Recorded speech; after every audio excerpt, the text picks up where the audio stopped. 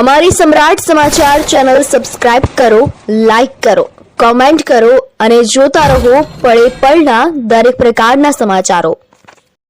સુરત ખાતે સમસ્ત ઘાસકટા પરિવારનું સ્નેહ મિલન કાર્યક્રમ યોજાયો। ઘાસકટા પરિવાર સંગઠિત બને, પરસ્પર એકબીજાના સહકારની ભાવના જાગે તેમજ સામાજિક વિચારોની આપ-લે થાય તે હેતુથી સુરત ખાતે ઘાસકટા પરિવાર દ્વારા સ્નેહ મિલનનું આયોજન કરવામાં આવ્યું હતું। આ પરિવારના ઇષ્ટદેવ સાવરકુંડલા તાલુકાના ઠવી ગામે દડલેશ્વર મહાદેવ આવેલા છે, ત્યારે ઇષ્ટદેવની કૃપાથી સુરત ખાતે ઘાસકટા પરિવારનું સ્નેહ મિલન યોજાયું હતું। આ સ્નેહમિલન સમારોહમાં આગેવાનો, વડીલો, યુવાનો, મહિલાઓ ને બાળકો મોટી સંખ્યામાં ઉપસ્થિત રહ્યા હતા।